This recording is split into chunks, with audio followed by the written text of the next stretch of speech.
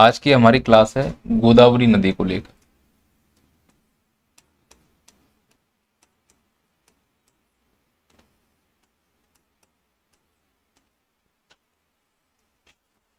मैं आपसे फिर से बोल रहा हूं कि जब भी आपको प्रश्न आए एमपीपीएससी मेंस की दृष्टि से, देखो प्री की दृष्टि से और मेंस की दृष्टि से, दोनों दृष्टियों से हम गोदावरी को पढ़कर देखते हैं।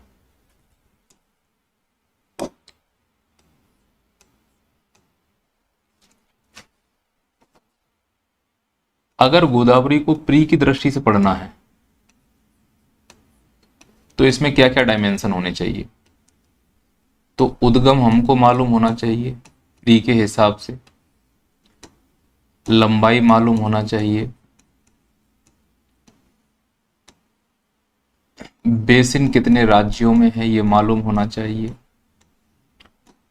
इसके ऊपर कौन कौन सी परियोजनाएं चल रही हैं ये मालूम होना चाहिए, कौन कौन सी सहायक नदियां हैं ये ज्ञान होना चाहिए, कौन सा शहर इसके किनारे स्थित है, कौन सा जलप्रपात है, और अगर कोई इसके किनारे उद्योग हैं तो बहुत बेस्ट हो जाएगा। तो अगर एक लाइन में मैं बोलूं तो ये हमारा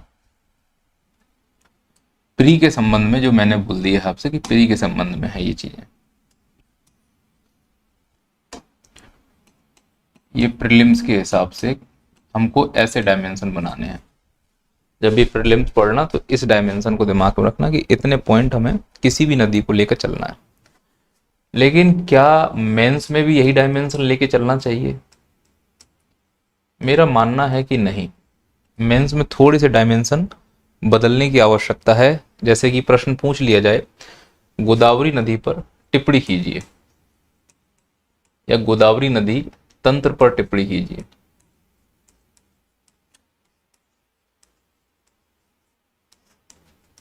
तो क्या ये वाला डायमेंशन काम आ सकता है? आने को तो कुछ भी लिखाओ, मुद्दा तो ये है कि नंबर मिलेंगे कि नहीं। कॉपी तो कोई चेक कर नहीं रहा है और यही सामान्यतः डायमेंशन लेके सभी जगह हम चल रहे हैं।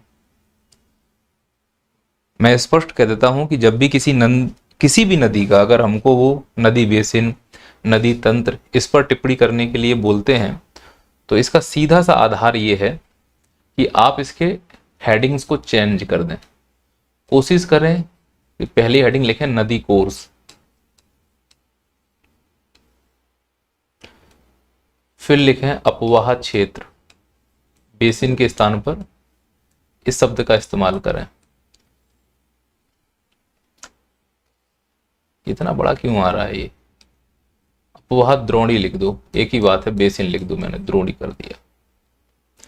उसके बाद कोशिश करो इसके प्रतिरूप को बताने की, ये बड़ा महत्वपूर्ण है।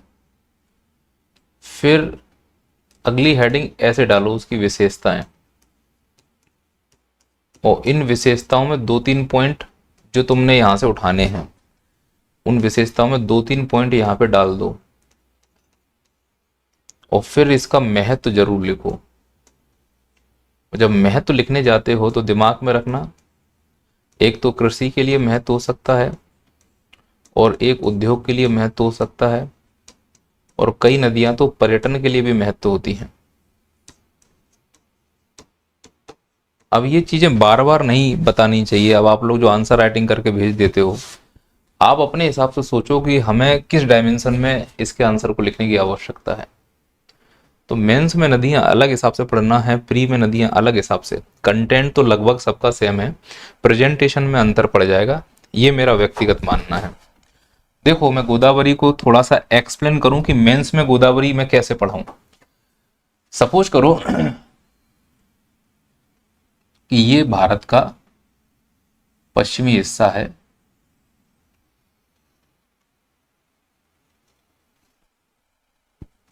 ऐसे मैंने पश्चिमी हिस्सा से बना। ये वाला हिस्सा जरा देखो, इसको हम लोग बोलते हैं पश्चिमी घाट।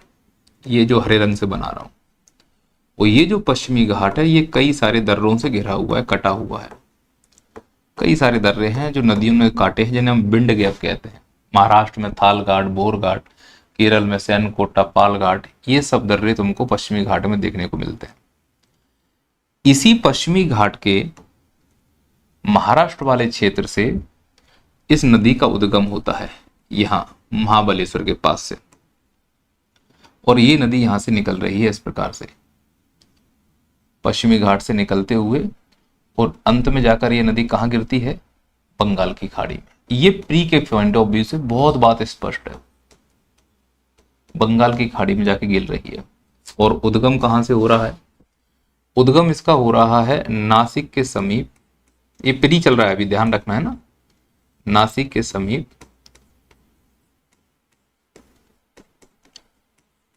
त्र्यंबकेश्वर से, नासिक के समीप त्र्यंबकेश्वर, महाराष्ट्र राज्य से इसकी उत्पत्ति होती है। ये बहुत साधारण सी बात हमने आपको समझा दी। अब इसमें मेंस का एंगल फंसाना शुरू करो। मेंस के एंगल में पहला पॉइंट बताओ मैंने क्या सिखाया। किसी भी नदी को लिखते समय जब मेंस में उसको पढ़ रहे हो, सबसे पहले डिस्कस करना है उसका नदी कोर्स। अब जरा गोदावरी के नदी कोर्स को देखो। इस गोदावरी का जो नदी कोर्स है वो स्टार्ट कहां से हो रहा है? वो स्टार्ट हो रहा है महाराष्ट्र से, और इसका अंत कहां होगा? वो जाकर होगा लगभग 1465 किलोमीटर या लंबी बहेगी, और जाकर अंत होगा इसका आंध्र प्रदेश में। तो यहां से लेकर यहां तक यह 3 अवस्थाओं में जिएगी। पहली अवस्था जिसको तुम बोलते हो युवा अवस्था। तो तुम सोचा है कभी तुमने कि गोदावरी युवा अवस्था में किस राज्य में क्या कलह कर रही होगी? दूसरा है इसका प्रौढ़ावस्था, और अंत में इसकी है वृद्धावस्था।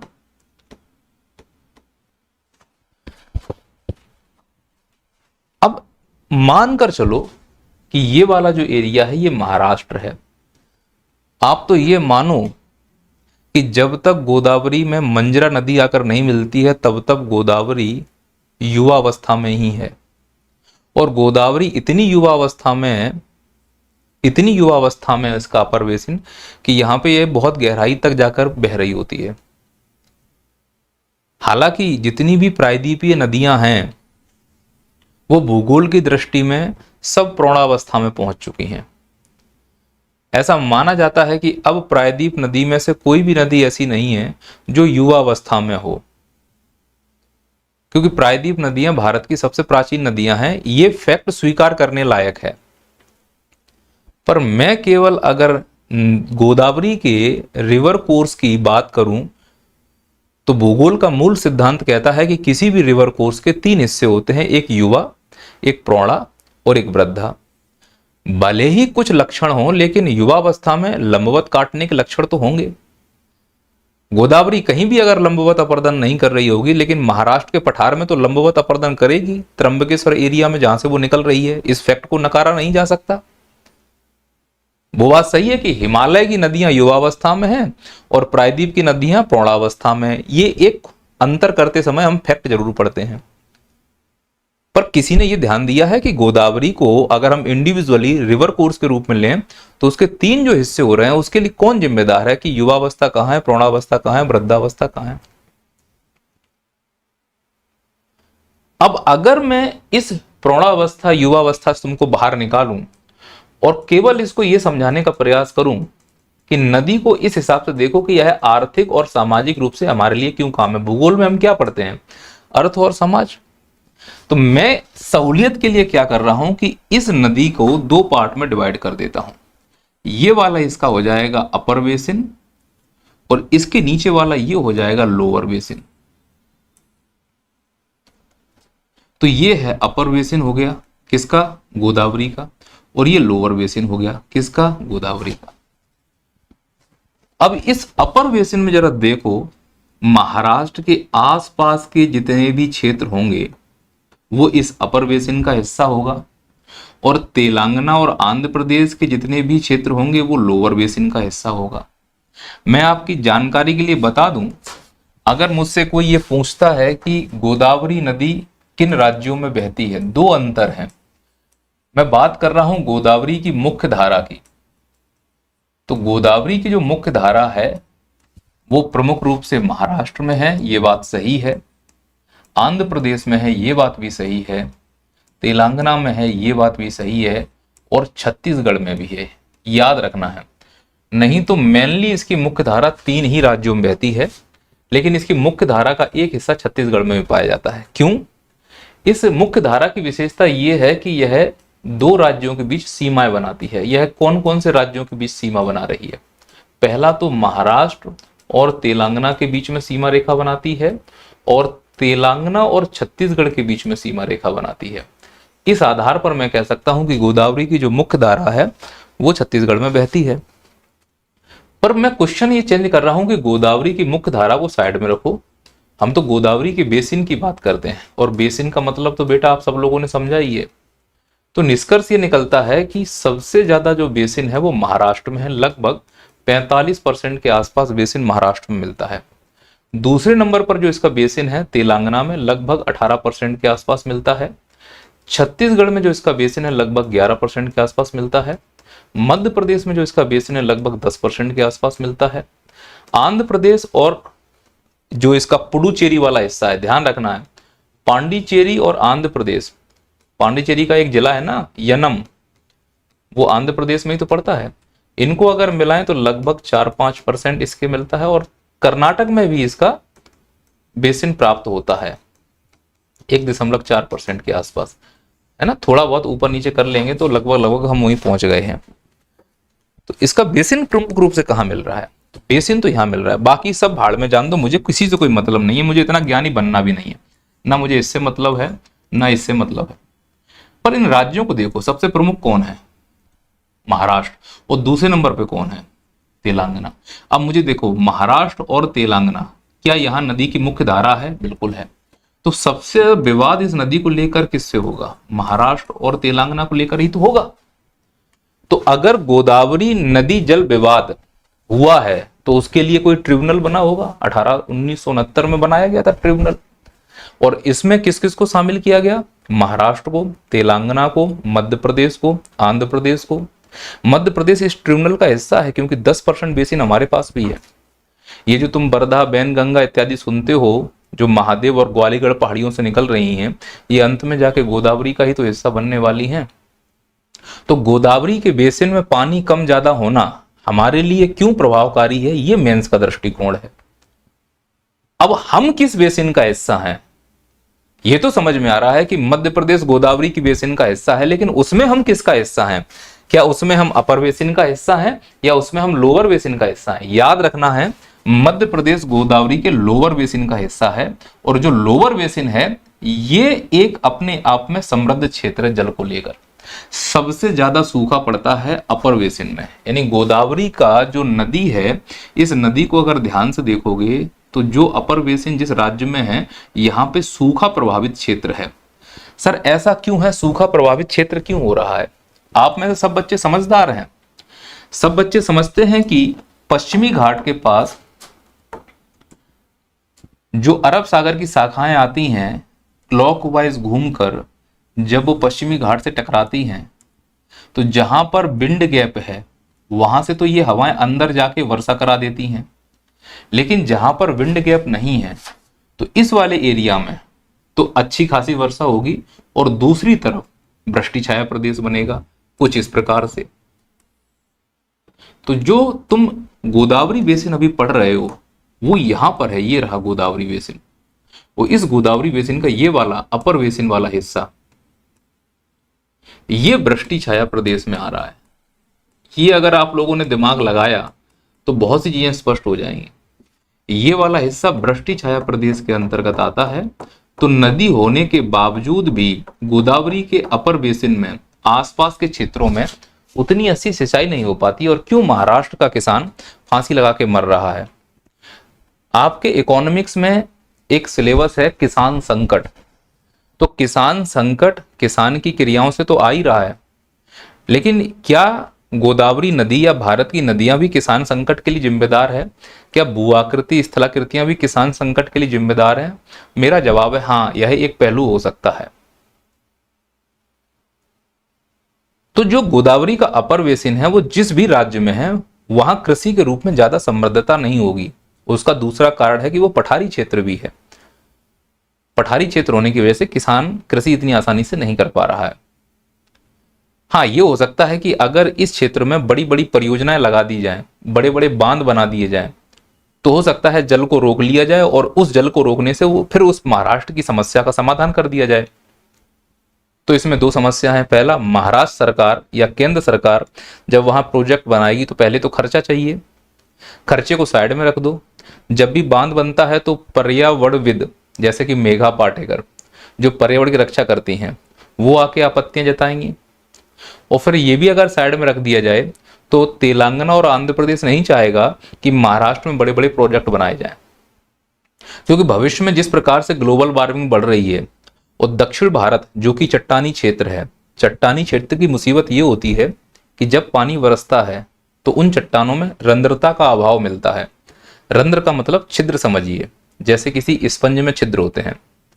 तो दक्षिण भारत में पानी बरसता है बहुत तेज, ये बात सही है, पर वो जो दक्षिण भारत में पानी बरसता है वो रन ऑफ वाटर के रूप में समुद्र में चला जाता है, सोखते के रूप में भूजल को नहीं बढ़ा पाता है। और दक्षिण भारत में जिस प्रकार से आप देखो उत्तर भारत के सवरे उद्योग दक्षिण की तरफ जा रहे हैं, जैसे कि पीथमपुर से जितने भी असेंबलिंग ऑटोमोबाइल इंडस्ट्री है वो सब तमिलनाडु में शिफ्ट होने की कोशिश कर रहे हैं। उत्तर भारत की जितनी भी गन्ना फैक्ट्रियां हैं वो सब दक्षिण भारत की ओर जा रही हैं। तो दक्षिण भारत धीरे धीरे समृद्ध हो रहा है, लेकिन उसके ऊपर भार पड़ता जा रहा है। अब बड़े बड़े शहरों के नाम देखो, सब दक्षिण भारत या पश्चिमी पूर्वी घाट से संबंधित हैं। कहीं तुमको उत्तर प्रदेश, बिहार, राजस्थान इनमें कोई बड़े शहर नहीं मिलेंगे जिनकी बिल्डिंगें बड़ी बड़ी कांच वाली हों, भले ही उनकी राजधानी क्यों ना हो। उत्तर प्रदेश का लखनऊ ले लो, मध्य प्रदेश का भोपाल ले लो, राजस्थान का राजधानी उठाकर देख लो, यहां तुमको बड़ी बड़ी बिल्डिंगें नहीं मिलेंगी। वहीं तुम महाराष्ट्र के पुणे में चले जाओ, स्काई स्केपर्स देखने को मिल रहे हैं। इसका निष्कर्ष ये है कि दक्षिण भारत में जनसंख्या भार निरंतर बढ़ता जा रहा है। जनसंख्या भार बढ़ने के साथ साथ जल की आवश्यकता बढ़ती जा रही है, फिर वो चाहे उद्योग के लिए हो या फिर कृषि के लिए हो या फिर मानव घरेलू उपयोग के लिए हो। अब जो मानव पैसा कमा रहा है उसकी मानसिकता को भी तुम लोग समझने की कोशिश करो। पैसा आते ही लग्जरी जीवन जी रहे हैं, ऐसा लग्जरी जीवन कि सुबह जब फ्रेश होने जाते हैं तो एक बटन दबा के हम 5 लीटर पानी बर्बाद कर देते हैं। कई लोग तो टब में बैठ के नहा रहे हैं, कुछ लोगों की गाड़ियां बाहर धोई जा रही हैं। तो जहां कृषि और उद्योग में जल की बर्बादी हो रही है, वहां घरेलू उपयोग में अनावश्यक जल की बर्बादी लग्जरी लाइफ के साथ स्टार्ट हो रही है। स्विमिंग पूल बन रहे हैं लोगों के घरों में, स्विमिंग पूल वाले घर आपको देखने को मिलेंगे। तो निश्चित रूप से जो दक्षिण भारत की जल की समस्या है वो भविष्य में विकराल होने वाली है। और दक्षिण भारत में गर्मियों में हमेशा नदी जल विवाद को लेकर आपको अखबार में खबर सुनने को मिलती ही होगी। तो अगर महाराष्ट्र की इस समस्या को समाधान करने का प्रयास किया जाए तो फिर कई सारी चुनौतियां हैं राजनीतिक लेकर। तो इसीलिए सरकार ये कोशिश करती है कि जितने भी बड़े प्रोजेक्ट हैं गोदावरी में वो इस अपर बेसिन में लगाए जाएं। अब तुमको अगर उठाकर देखोगे जितने भी बड़े प्रोजेक्ट हैं वो इसी अपर बेसिन में लगे हैं, महाराष्ट्र और तेलंगाना की सीमा रेखा पर बड़े से बड़ा प्रोजेक्ट लगाया जा रहा है, वो इसी के पीछे लगाए जाएंगे क्योंकि इस एरिया को हमें सिंचित करना है। अच्छा, दक्षिण वाला जो एरिया है ना, यह बंगाल की खाड़ी से अच्छी खासी मात्रा में वर्षा प्राप्त कर लेता है। तो सर यहां पर भी तो आपने जिस प्रकार से पश्चिम घाट में पर्वत बताए हैं, यहां पर भी तो पर्वत होंगे सर, जिन्हें हम पूर्वी घाट के पर्वत कहते हैं। बिल्कुल सही है बात है, लेकिन आपको ये याद रखना चाहिए कि जो पूर्वी घाट के पर्वत हैं ये अवशिष्ट पर्वत हैं। अवशिष्ट पर्वत का कहने का अर्थ है कि बहुत कटे छटे पर्वत हैं और इनको नदियों ने ही काटा है। ऊपर से शुरू करो, महानदी, गोदावरी, कृष्णा, कावेरी, पेन्नेरी, बेगई, लंबी नदियों का एक सीक्वेंस है। इन्होंने इतने सारे बिंड गैप बना दिए हैं कि पर्वत उसको अवरोधित नहीं कर सकता और बड़ी आसानी में इस बेसिन में पानी की प्राप्ति हो जाती है। निष्कर्ष ये निकला कि गोदावरी का जो अपर बेसिन है वो सूखाग्रस्त है और जो दक्षिणी बेसिन है वो अपेक्षाकृत खुशहाल है। ये है हमारा डायमेंशन। जब हम इस डायमेंशन पर मेंस में जाके काम करेंगे तब नदियों को लेकर हमारा दिमाग खुलेगा। हम गलती क्या कर रहे हैं पढ़ते समय कि जब नदियां प्री में पढ़ रहे हैं तो वही कंटेंट, मेंस में पढ़ रहे हैं तो भी वही कंटेंट। मेंस में एनालिटिकल अप्रोच आपकी दिख ही नहीं रही किसी की। तो जब भी मेंस का उत्तर लिखो तो उसमें नदी कोर्स लिखो, और नदी कोर्स में बहुत बड़े फैक्ट नहीं लिखने हैं। आप इसको बोल सकते हो कि नासिक से इसकी उत्पत्ति हुई और बंगाल की खाड़ी में जाके इसका अंत हुआ। और लगभग 1465 किलोमीटर इसकी लंबाई है। वो सामने प्रोफेसर बैठा है, उसे मालूम है कि तुम्हें बेटा 60 शब्द दिए गए हैं, तुम्हारी एक अपनी क्षमता है, लेकिन तुम उन शब्दों को कॉमा लगा के पूरा सेंटेंस लिख सकते हो जिसका अर्थ निकल रहा हो। जरूरी नहीं है कि इसका तात्पर्य ये है, इस प्रकार के शब्दों से सेंटेंस की शुरुआत की जाए। गागर में सागर भरने की कला जिस बच्चे को वर्तमान में आती है, वो बच्चा पहले अटेम्प्ट में सिलेक्ट हो जाएगा। पर दुर्भाग्य है कि हम लोग कंटेंट को इतना लोड लेकर पढ़ रहे होते हैं कि उसका कोई वैल्यू नहीं रह जाता है। तो ये पॉइंट यहां से एकदम क्लियर है। अच्छा, अब मुझे बताओ अगला पॉइंट क्या हो सकता है। अगला पॉइंट हो सकता है अपवाह द्रोणी। जहां पर अपवाह द्रोणी है, इसमें कई सारे आप डायमेंशन खींच देना। अपवाह द्रोणी का मतलब है जल की आपूर्ति हो सकती है वहां पर। भाई जिन जिन राज्यों में अपवाह द्रोणी होगी, जल की आपूर्ति हो सकती है। केवल जल की आपूर्ति क्यों, अपशिष्ट प्रबंधन भी तो हो सकता है। मल मूत्र जो है सीवर के द्वारा नदियों में ही तो जाता है। तो तुम्हें क्या लग रहा है, इंदौर का जो मलमूत्र है सुबह वो किस नदी में जा रहा होगा? जो आसपास सबसे नजदीक है, और इंदौर के नजदीक कौन है? नर्मदा नदी है। नर्मदा की सहायक के द्वारा वो मलमूत्र नर्मदा नदी में पहुंचता है। तो जब भी तुम्हारे दिमाग में आए नदी बेसिन, तो बेसिन का क्या करोगे आप? समझो तो उस बेसिन का क्या रोल है। या तो वो बेसिन से हमें जल की आपूर्ति हो रही होगी, या जो सुबह हम बड़ी बड़ी बिल्डिंग बनाकर एक एक बिल्डिंग में 100-100 लोग रह रहे हैं, जो सुबह उनका मलमूत्र दिन भर कपड़े धोते हैं, नहाते हैं, वो सब पानी कहीं नाली के द्वारा होते हुए किसी नदी में तो जाएगा। वो उसी नदी में जाएगा जिस बेसिन में तुम रह रहे हो। इसके अलावा तुम शहर में नहीं रह रहे हो, कृषि रह रहे हो, तो कृषि कार्य के लिए इस डोरी में किस प्रकार की कृषि हो रही होगी? हो सकता है खाद्यान्न कृषि हो रही हो। यहाँ खाद्यान्न कहने का मतलब है या तो गेहूं या चावल। जब तुम्हें भारत में कुछ समझ में नहीं आया तो चावल और गेहूं उगा देना। 60% लोग भारत में खाद्यान्न का उत्पादन ही तो करते हैं। इसके अलावा तिलहन, या मैं कहूं खाद्यान्न के दूसरा डायमेंशन में अगर खोलना चाहूं तो मैं खोलूंगा वाणिज्यिक फसल। 2 डायमेंशन खोज देना। इससे क्या है कि शब्द सीमा तुम्हारी निर्धारित हो जाएगी। तो अपवाह द्रोणी में जल आपूर्ति देख दो, अपशिष्ट प्रबंधन देख दो, इसे देख लो। एक डायमेंशन अगर 10 नंबर में आ जाए तो आपदा वाला खोल देना। भाई इतनी सब चीजें मिल रही तो आपदा भी तो आ सकती है। एग्जाम्पल लिख देना कोसी नदी, और वर्तमान में एग्जाम्पल लिख देना ब्रह्मपुत्र असम नदी। आप समझने की कोशिश करो इन सब चीजों को। हालांकि हम पढ़ कौन सा रहे हैं, गोदावरी, लेकिन मैं तो एक ओवरऑल आपको डिस्क्रिप्शन दे रहा हूं। फिर विशेषताओं में लिख दो 1-2 जलप्रपात, 1-2 परियोजनाएं, बसे हुए शहर, और फिर महत्व लिख दो कृषि में क्या महत्व है और उद्योग में क्या महत्व है। ये डायमेंशन जो अपनाएगा वो नदियों में अच्छा करके आएगा। और याद रखना कि जब आप इस प्रकार के डायमेंशन लिख रहे होते हो तो थोड़ी बहुत जगह जरूर बचेगी। बहुत लंबे लंबे मैप बना के नहीं आना है, बहुत लंबे लंबे मैप बना के नहीं आना। कहीं कोने में एक छोटा सा मैप होगा, और उस मैप में यहां पर आपको उद्गम इस प्रकार से ऐसे डॉट डॉट करके दिखा देना कि ये बंगाल की खाड़ी है, ये बंगाल की खाड़ी है ना। 1-2 उसकी सहायक नदियां जो हम अभी सिखाएंगे आपको, और बस यहां लिख दो गोदावरी नदी। एक प्रतीकात्मक चिन्ह के रूप में ऐसे मैप की प्रैक्टिस करो कि वो मैप 5 से 15 सेकंड के अंदर बन जाए, क्योंकि आपके पास वहां समय नहीं होगा। मुद्दा यह है कि 22 मिनट में 1 मिनट में 22 शब्द लिखने, फेफड़े बाहर आ जाएंगे, गुर्दे निकलेंगे वो अलग से, चक्कर आएंगे वो अलग से। तो आसान नहीं है मेंस को रिप्रेजेंट करना। मेंस में कंटेंट लेके जा सकते हो, उसकी फ्रेमिंग करने की प्रैक्टिस अगर अभी से आप नहीं करोगे तो आप ये मानिए कि आपको बहुत समस्या आने वाली है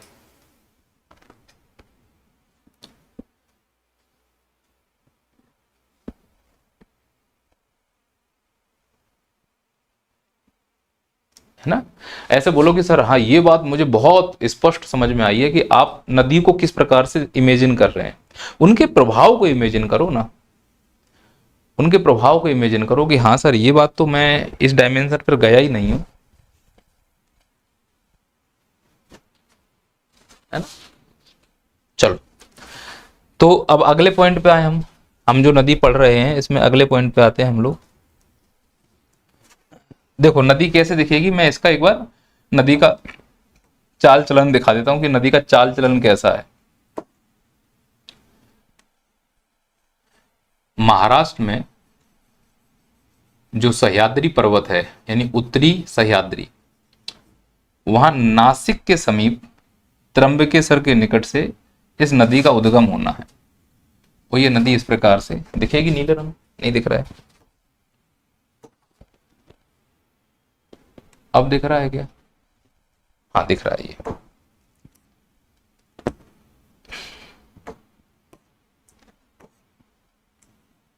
अब दिख रहा होगा, ये जा रही है ऐसे, जान दो। लेकिन जाने के बाद यहां पे इस प्रकार से ऐसे, ये मैं लाइन खींच रहा हूं जिससे ये समझाना चाह रहा हूं कि ये थल सीमा की बाउंड्री है जो खत्म है यहां। क्या नाम है भाई इसका?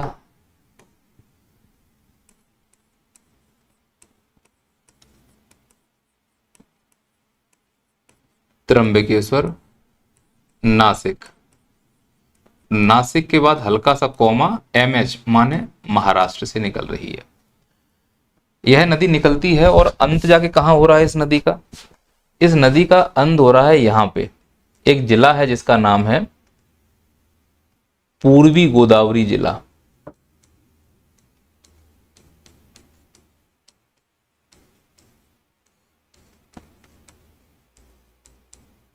और यह जिला कहां पड़ता है? आंध्र प्रदेश में। शायद आप लोगों को याद हो जो मैंने पढ़ाया था कि इसी आंध्र प्रदेश में पुडुचेरी का एक जिला स्थित है जिसका नाम है यनम, जो कि पांडिचेरी का एक जिला है। वो इसी गोदावरी के डेल्टा पर स्थित है। एक्चुअली ये डेल्टा है गोदावरी का, अंत हो रहा है गोदावरी का यहां पे। और गोदावरी वहां से लेके यहां तक लगभग 1465 किलोमीटर तक लंबा सफर तय कर रही है। इसमें कई सारी सहायक नदियां आकर मिलती हैं। जैसे मैं बताना चाहूं इसमें दो चार सहायक नदियों के नाम। ऊपर से आती है यहां से धारना, सबसे पहली सहायक नदी है ये। फिर आती है काडना, फिर नीचे से एक और आती है जिसका नाम है प्रवरा। ये प्रवरा सहायक नदी है। इस प्रवरा की सहायक है मुल्ला। फिर ऊपर से यहां से आती है पूर्णा, और पूर्णा की सहायक है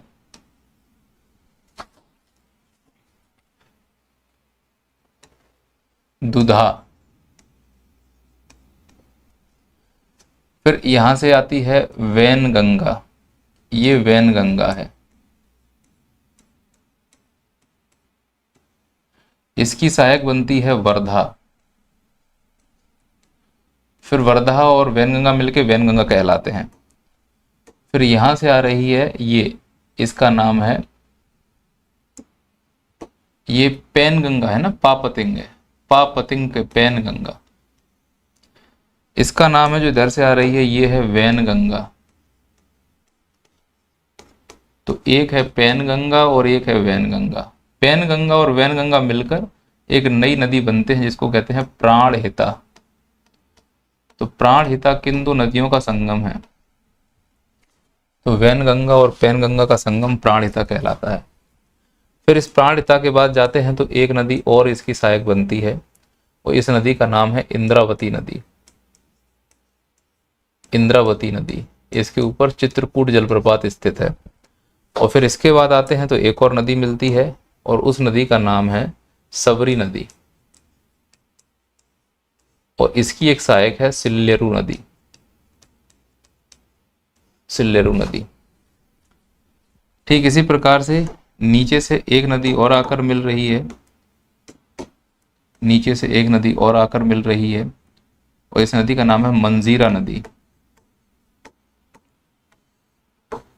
मंजीरा नदी दाईं ओर से मिलने वाली सबसे बड़ी नदी है, और ये बाईं ओर से मिलने वाली सबसे बड़ी नदी है, जो कुल कैचमेंट एरिया का लगभग 39% अकेले कवर करती है। इसके बाद एक और नदी है जिसका नाम है मनेर नदी। तो ये तीन नदियां हैं। अगर इन तीनों का मैं कंट्रीब्यूशन आपको बताना चाहूं तो जान के अचंभा होगा 4 कडाना, प्रवरा और मंजीरा और मन्नेर, इन चारों नदियों का जो टोटल पानी है वो लगभग 17% है। यानी अगर गोदावरी बेसिन में 100% पानी है तो उसमें से केवल 17% का योगदान दक्षिण से आने वाली सहायक नदियां देती हैं, और अकेला प्राणहिता का जो बेसिन है वो 39% योगदान देता है। इसीलिए प्राणहिता इसकी सबसे बड़ी सहायक नदी है, और प्राणहिता का संबंध लोअर बेसिन से है। तो आप ये समझिएगा कि जो दक्षिण से मिलने वाली सहायक नदियां हैं, जो ऊपर से मिलने वाली सहायक नदियां हैं, ये सब लोअर बेसिन के अंतर्गत शामिल हो रही हैं। और इसी इंद्रावती के पास एक जलप्रपात है जिसे बोलते हैं चित्रकूट जलप्रपात। यह चित्रकूट जलप्रपात छत्तीसगढ़ में है और इसे भारत का नियाग्रा कहते हैं। ये सब आपको प्री में मिलेगा, यहाँ पर बहुत महत्व नहीं है इन सब चीजों का, है ना। ये सब बहुत महत्व नहीं है कि इसमें कौन कौन सी परियोजनाएं हैं, क्या है। हालांकि यहाँ पर एक कालेश्वरम परियोजना चल रही है जो कि लिफ्ट इरिगेशन का बहुत अच्छा उदाहरण है। हाँ, ये एक मेंस का डायमेंशन हो सकता है कि लिफ्ट इरिगेशन पर टिप्पणी करो, है ना। एक सिंचाई का तरीका है जो कालेश्वरम परियोजना के द्वारा चलाई जा रही है। इस पर एक अलग से प्रश्न बनाना एमपीपीएससी को चाहिए कि लिफ्ट इरिगेशन क्या होता है और गोदावरी में ही लिफ्ट इरिगेशन क्यों है, इसका जवाब समझिए। गोदावरी जब अपने यहाँ से निकलती है लगभग 1000 मीटर ऊंचाई से समुद्र तल से, और जाकर जब मंजरा इससे मिलती है तो वो 300 मीटर की ऊंचाई पर मिलती है। यानी कि वो बहुत नीचे गहराई पर जाकर पानी बह रहा है, और उस गहरे पानी से पानी को ऊपर लाना फिर खेतों में फैलाना, इसको लिफ्ट इरिगेशन कहते हैं। लेकिन लिफ्ट इरिगेशन में ये मत समझिएगा कि लिफ्ट इरिगेशन में पानी ऐसे ऊपर उठाया जाता है, नहीं, पानी ऊर्ध्वाधर नहीं जाता। लिफ्ट इरिगेशन में पाइप ऐसे बिछाए जाते हैं क्षैतिज ऊपर उठते हुए, जैसे कोई ब्रिज ऊपर जा रहा होता है। ये है लिफ्ट इरिगेशन का उदाहरण, ये पॉइंट को याद रखना है आपको।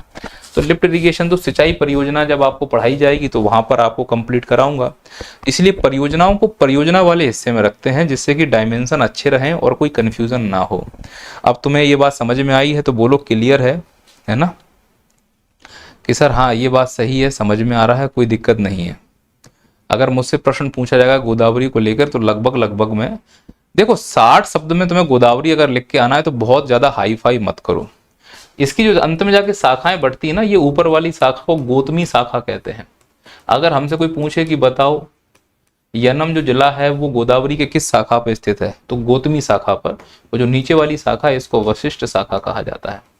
तो इसकी शाखाएं भी कई सारी बढ़ती हैं। गोदावरी में बहुत सा ज्ञान है जो तुमको दिया जा सकता है, पर उस ज्ञान का करोगे क्या, क्योंकि यूज तो तुम्हें 60 शब्दों में ही करना है। तो यदि तुम उसकी सहायक नदियां भी लिखा है, उसकी परियोजनाएं भी लिखा है, उसका महत्व भी लिखा है, उसका इंटेंशन लिखा है, कई सारे शहर बसे हुए हैं, वारंगल शहर है, अमरावती शहर है, नासिक है, तो ये 3 प्रमुख शहर तो इसी नदी के किनारे स्थित हैं, है ना। 3 प्रमुख शहर तो इसी नदी के किनारे स्थित हैं, जिसमें नासिक है, वारंगल है, अमरावती है। अब मुझे बताओ, नासिक को जल की आपूर्ति, अगर शहर में कोई नासिक शहर में रह रहा होगा, नासिक में भी गांव होंगे ना, तो नासिक में कोई अगर शहर में रह रहा होगा, जल की आपूर्ति कौन करेगा, तो गोदावरी नदी। अच्छा, नासिक की जो सुबह मलमूत्र है वो कहाँ जा रहा होगा, गोदावरी नदी। तो जब तुम किसी शहर को किसी नदी के किनारे बसे हुए देखो तो उसका इंटेंशन समझो कि सुविधाएं कितनी उसको मिल रही हैं। तो नदी का प्रकोप भी वही शहर झेलेगा, बाढ़ आई तो वो शहर झेलेगा। आप अखबार में देख रहे हो कि जिन लोगों ने गंगा किनारे घर बना के रखे हैं, गंगा में बाढ़ आई, उनके घरों में उसमें गंगा में समा गए। बेसिन में और कैचमेंट एरिया में अगर घर बनाओगे तो तुम्हारा घर डूबेगा, क्योंकि आपदा होती नहीं है, आपदा बुलाई जाती है। तो या तुम आपदा को बुला रहे हो या तुम आपदा के पास जा रहे हो। वो भी आपदा वाले टॉपिक में आपको आपदा के बारे में समझाएंगे। फिलहाल मैं मानता हूं कि गोदावरी के लिए इतना पर्याप्त है। हम अगले टॉपिक की ओर बढ़ते हैं। प्रश्न लिख देता हूं, इस प्रश्न को कंप्लीट करना है।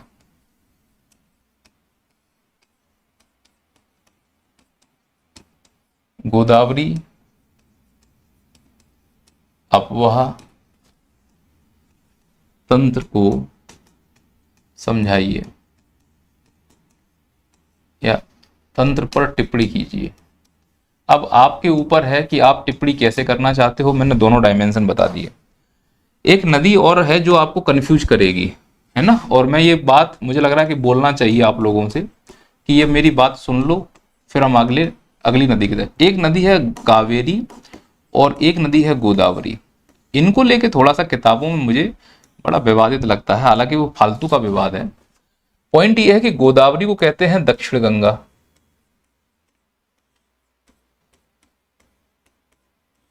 और इसको कहते हैं दक्षिण भारत की गंगा।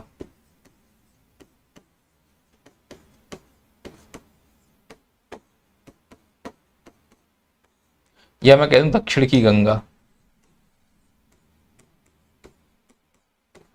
ऐसे समझ। इसको लेके डिस्प्यूट है सर, किसको दक्षिण गंगा और किसको दक्षिण भारत की गंगा कहते हैं, इसको लेके डिस्प्यूट बना हुआ है। मैं यहां पे क्लियर कर दूं कि ये वाला जो डिस्प्यूट है ना, ये किसी कोचिंग के मास्टर के द्वारा ये डिस्प्यूट उत्पन्न किया गया है। एक्चुअली ये डिस्प्यूट है ही नहीं। इसकी बात सीधे सीधे एनसीईआरटी में लिखी हुई है कि गोदावरी को दक्षिण गंगा कहते हैं। बात खत्म हो गई। अब गोदावरी को एनसीईआरटी में लिखा है दक्षिण गंगा कहते हैं, तो फिर कहीं भी कुछ भी हो, क्या फर्क पड़ रहा है। इसके पीछे के कारण समझो कि क्यों इसको दक्षिण की गंगा और क्यों इसे दक्षिण गंगा कह रहे हैं, समझना। हालांकि यह एक किताब है, उसके लेख में यह शब्द उपयोग हुआ है, इसलिए डिस्प्यूट में बना हुआ है। दक्षिण गंगा इसलिए कहते हैं क्योंकि इसकी तुलना गंगा से हो रही है। तो पहली तुलना हुई है उम्र को लेकर।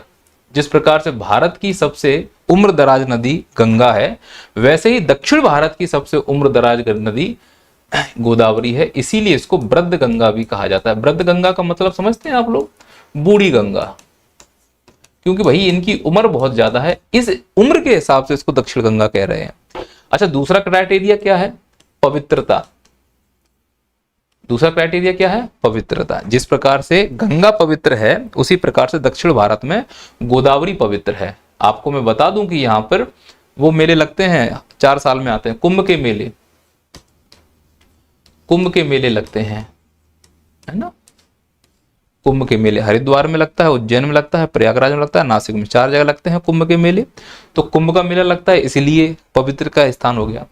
एक और बात आप ध्यान रखना कि दक्षिण गंगा को दक्षिण गंगा इसलिए कहा जाता है क्योंकि इसकी लंबाई, जिस प्रकार से भारत की सबसे लंबी नदी गंगा है, उसी प्रकार से दक्षिण भारत की सबसे लंबी नदी गोदावरी है। ये 3 कारण हैं जिसकी वजह से गोदावरी को दक्षिण गंगा कहते हैं, एक उम्र, एक पवित्रता और एक लंबाई। तो सर कावेरी को दक्षिण की गंगा क्यों कहते हैं? और मैं फिर से बोल रहा हूं, जबरन का उठाया गया डिस्प्यूट है, ऐसा कोई क्वेश्चन नहीं बनेगा। अगर बनेगा तो कोर्ट जाना पड़ेगा, ये लिख के दे रहा हूं मैं अभी, कोर्ट ही जाना पड़ेगा, दूसरा रास्ता नहीं है। और आयोग बेसरा में उसे कोर्ट जाने में कोई शर्म नहीं है। फिर भी मेरी बातों को ऑथेंटिक रूप से ले सकते हो, तर्क में दे रहा हूं, समझिए। पहला आधार है प्रदूषण। जिस प्रकार से गंगा को प्रदूषित नदी माना जा रहा है, उसी प्रकार से दक्षिण की कावेरी नदी है, उसमें भी प्रदूषण है। और इस प्रदूषण का प्रमुख कारण है तमिलनाडु में औद्योगिकरण का बढ़ जाना। तमिलनाडु में औद्योगिकरण का बढ़ जाना और शहरीकरण का बढ़ जाना। अब भाई उद्योगों का मलबा कहां जाएगा? कावेरी में। शहर का मलबा कहां जाएगा? कावेरी में। तो कावेरी कैसी होगी? प्रदूषित होगी। तो दक्षिण में शहरीकरण ज्यादा होने की वजह से कावेरी इसका प्रभाव झेल रही है। दूसरा है परिवहन की वजह से। सर हम नहीं समझे परिवहन का क्या कहने का अर्थ है। जिस प्रकार से गंगा में नेशनल वाटर हाईवे नंबर 1 बना हुआ है, उसी प्रकार से इसमें नेशनल वाटर हाईवे नंबर 3 है। और तीसरा जो इसका सबसे प्रमुख कारण है वो है सदा नीरा। क्या है ये? सदा नीरा नदी है। जैसे गंगा सदा नीरा है, वर्ष भर पानी रहता है। क्यों रहता है वर्ष भर पानी? क्योंकि गर्मियों में ग्लेशियर पिघलने से पानी आता है, और वर्षा के समय में जो बरसात है दक्षिण पश्चिम मानसून, उससे पानी आता है। तो सर इसमें कहां ग्लेशियर पिघल रहा है? नहीं, इसका कॉन्सेप्ट थोड़ा सा हटके है। कावेरी को सदा नीरा नदी की कैटेगरी में क्यों रख रहे हैं, उसके पीछे की कहानी समझो। उसके लिए वही रिवर कोर्स वाला कॉन्सेप्ट तुम्हें समझना होगा कि मान लो ये तुम्हारी कावेरी नदी है इस प्रकार से। अब इस कावेरी नदी में 2 बेसिन बना लो, एक ऊपर वाला बेसिन और एक नीचे वाला बेसिन। तो मैंने यहाँ पे बना लिया, ये कावेरी का ऊपर बेसिन है, ये कावेरी का नीचे वाला बेसिन है। इस कावेरी का जो ऊपर वाला बेसिन है, जब इसमें दक्षिण पश्चिम मानसून से अरब सागर से वर्षा हो रही होती है, तो यही पश्चिमी घाट की वजह से शायद इसमें वर्षा नहीं हो पाती होगी, जिसकी वजह से बरसात के समय में अपर बेसिन में पानी की प्राप्ति उतनी होती है, ठीक है। लेकिन दक्षिण बेसिन तो कोरोमंडल की जब हवाएं इस प्रकार से निकल जाती हैं, कोरोमंडल में कहाँ वर्षा होती है? दक्षिण में। तो उसकी वजह से गर्मियों के समय में ये वाला बेसिन पानी से भरा होता है, ये वाला खाली होता है। सर्दियों में मानसून लौटता है तो ये वाला पानी भरा रहता है, ये वाला खाली रहता है। इसलिए इसका किसी ना किसी बेसिन का एक हिस्सा पानी से भरा होता है, वही कारण है कि इसको सदानीरा नदी के रूप में परिभाषित कर रहे हैं। तो ये दो कारण हैं कि गोदावरी दक्षिण गंगा और दक्षिण की गंगा है ना। फिर एक और नया डिस्प्यूट उत्पन्न कर लेंगे, दक्षिण भारत की गंगा, है ना। अरे इसके अलावा भी दुनिया में कई काम हैं, आगे बढ़ो रे। जब बोल रहा हूं कि ये क्वेश्चन का कोई सॉलिड आंसर नहीं है, एनसीईआरटी में ये शब्द मिलता है, बात खत्म हो गई। एनसीईआरटी से बढ़कर रोक के वही, वो ज्यादा ज्ञानी बनना है, इस प्रकार के दिमाग लगाना है तो लगाते रहो। अरे जिसमें एमपीपीएससी दिमाग नहीं लगाना चाह रहा उसमें तुम क्यों दिमाग लगाना चाह रहे हो? वो ज्यादा दिमाग लगा रहे हो तो ये मैंने तर्क बता दिए, मानना है ना मानना है, आगे बढ़ो, कहीं और देखो, जाके दुकान खाली करो। चलो अगली नदी पर देखते हैं हम लोग। अगली नदी हमारी कौन सी है? कृष्णा नदी। इसके भी डायमेंशन को समझने की बहुत जरूरत है। ये कृष्णा नदी के बारे में समझते हैं। चलो कल करते हैं, टाइम हो गया है इसका। बोलो सर आज क्लियर समझ में आया हमको? अच्छा लगा सर।